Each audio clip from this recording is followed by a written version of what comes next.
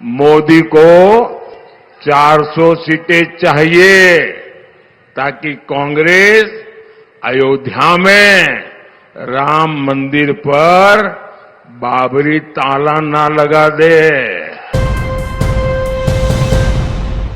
प्रधानमंत्री के ये भाषण 4-5 रैलीज के हैं, जिसमें उनका जो अंदाज है, आक्रामक अंदाज जो है वो बढ़ता चला जा रहा है जैसे जैसे चरण आगे बढ़ रहे हैं। पहले चरण के बाद से ही, जब कम वोटिंग हुई थी, उसके बाद से ही लगातार उनकी भाषा बदलती चली गई। भैंस को लेकर जो बयान दिया था कि अगर आपके पास 2 भैंसें हैं तो उनमें से एक कांग्रेस ले लेगी, उसका आपने देखा था किस तरह से मजाक उड़ाया गया था।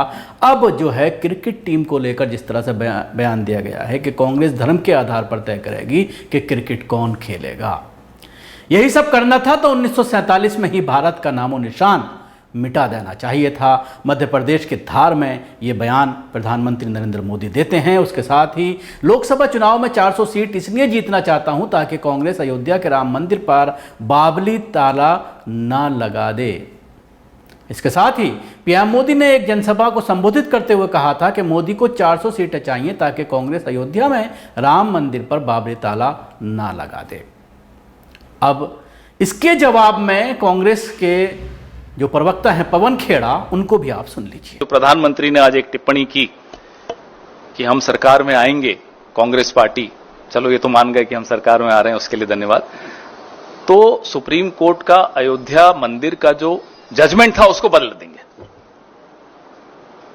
अब प्रधानमंत्री फिर से बिना होमवर्क किए, बिना रिसर्च किए, बिना जानकारी के बोलने लग गए। एक पार्टी शुरू से एंड तक जो बोलती आई कि जो अदालत, इस विवाद में जो अदालत का निर्णय आएगा वो हम मानेंगे, वो हमें स्वीकार्य होगा। वो कौन सी पार्टी थी? कांग्रेस पार्टी। एक और पार्टी बीजेपी तो कहती थी अदालत का इसमें क्या काम है, फिर मान गई कि अदालत का ही इसमें काम है। ये दोनों का स्टैंड था इस मुद्दे पर। हमारा स्टैंड कभी नहीं बदला, बीजेपी का स्टैंड हर 3 साल में बदला। तो प्रधानमंत्री को बोलने से पहले फिर सोच लेना चाहिए। कांग्रेस पार्टी सदैव पक्षधर रही है।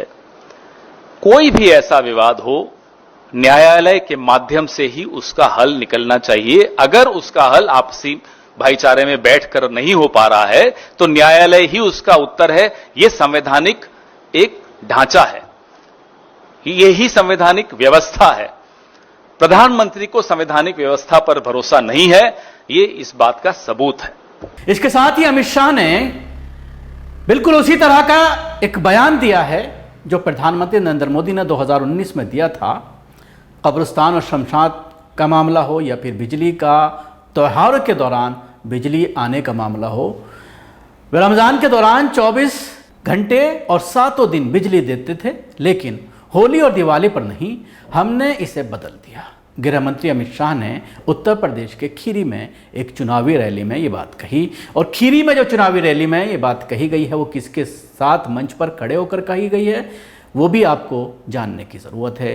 टैनी, जिसके बेटे ने किसानों को रौंदा था, आज वो जमानत पर रहा है।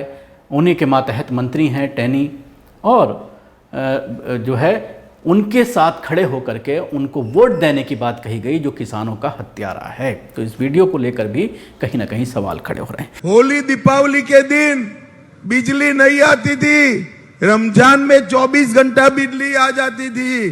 अब होली दीपावली के दिन 24 घंटा बिजली देने का काम भारतीय जनता पार्टी की सरकार। जो लैंग्वेज इस्तेमाल की जा रही है, इस लैंग्वेज के ऊपर चुनाव आयोग खामोश है। चुनाव आचार संहिता का मामला पूरी तरह से बनता है, क्योंकि धर्म का इस्तेमाल कर आप वोट नहीं मांग सकते, ये गाइडलाइंस में है। लेकिन उसके बावजूद धड़ल्ले से प्रधानमंत्री नरेंद्र मोदी रोजाना मुसलमानों के खिलाफ जहर उगल रहे हैं। रोजाना मुसलमानों के खिलाफ इस तरह की बातें करके हिंदुओं का वोट हासिल करना चाहते हैं। लेकिन जो हश्र इनका लगातार हो रहा है, इन बयानों में तेजी आने के बावजूद, इन बयानों की धार तेज होने के बावजूद, लगातार जिस तरह से इन तमाम बयानों के जरिए कांग्रेस को घेरा जा रहा है, लेकिन ये तमाम बयान अब ऐसा लगता है कि उल्टा पड़ते जा रहे हैं। जिस तरह का विरोध देखने में आ रहा है न सिर्फ अमित शाह और मोदी का बल्कि भारतीय जनता पार्टी के जितने भी सांसद हैं उनका विरोध जिस तरह से लोकल स्तर पर देखा जा रहा है, चाहे वो बिहार हो, चाहे वो हरियाणा हो, राजस्थान हो, मध्य प्रदेश हो, उत्तर प्रदेश हो, इन तमाम राज्यों में ज़बरदस्त विरोध। और उसका नतीजा ये देखा जा रहा है कि तीनों चरणों में जिस तरह की चुनाव प्रतिशत सामने आया है उससे आप अंदाज़ा लगा सकते हैं कि इनकी बौखलाहट क्यों बढ़ रही है। जो इनके जो इंटरनल सर्वे हैं वो भी पूरी तरह से ये बता रहे हैं कि ये अब पूरी तरह से हारते हुए नज़र आ रहे हैं। तो आप इस बौखलाहट, इस झंझलाहट का अंदाज़ा लगा सकते हैं कि किस तरह से भारतीय जनता पार्टी के तमाम नेता बौखलाए हुए हैं, क्योंकि इंटरनल जो रिपोर्ट्स आ रही हैं, इंटरनल सर्वे जो सामने आ रहे हैं और जिस तरह से स्टेट वाइज जो चीज़ें सामने आ रही हैं कि जिन राज्यों में ये पूरी तरह से अपने दम पर जो है सबसे आगे थे, यहाँ तक कि कई राज्यों में तो खाता भी नहीं खुल पाया था दूसरी पार्टी का, लेकिन अब वहाँ पर इनकी सीटें घटती नज़र आ रही हैं। और जो साउथ है, साउथ में आप देख रहे हैं कि पूरी तरह से सफाया है। कर्नाटक में सीटें कम हो रही हैं, राजस्थान में सीटें कम हो रही हैं, हरियाणा के बुरे हाल हैं। आपने देखा कि हरियाणा की सरकार गिरने के कगार पर है, अल्पमत में आ गई है, लेकिन उसके बावजूद सत्ता पर काबिज है भारतीय जनता पार्टी। इसके साथ ही आप देख सकते हैं कि उत्तर प्रदेश में भी जो हालात नज़र आ रहे हैं, राजस्थान में जो हालात नज़र आ रहे हैं, मध्य प्रदेश में जो हालात नज़र आ रहे हैं, इन तमाम राज्यों में जहां पर भारतीय जनता पार्टी ने बहुत अच्छा किया था 2019 के इलेक्शन में, इन तमाम जगहों पर जब सीटें कम होती नज़र आ रही हैं तो शायद 200 के आंकड़े पर भी भारतीय जनता ना पहुंच पाए। अब इनको ये डर सता रहा है कि अगर हमारी सरकार नहीं बनती है तो फिर जेल में जाना पड़ सकता है। और तमाम तरह की जो एजेंसियों का इस्तेमाल हम विपक्ष के खिलाफ करते रहे हैं, उन तमाम एजेंसियों का फिर हमारे और हमारे नेताओं के खिलाफ इस्तेमाल होगा और बड़े बड़े घोटालों का खुलासा होगा। इसलिए डर जो है इन तमाम चीज़ों के लिए मजबूर कर रहा है।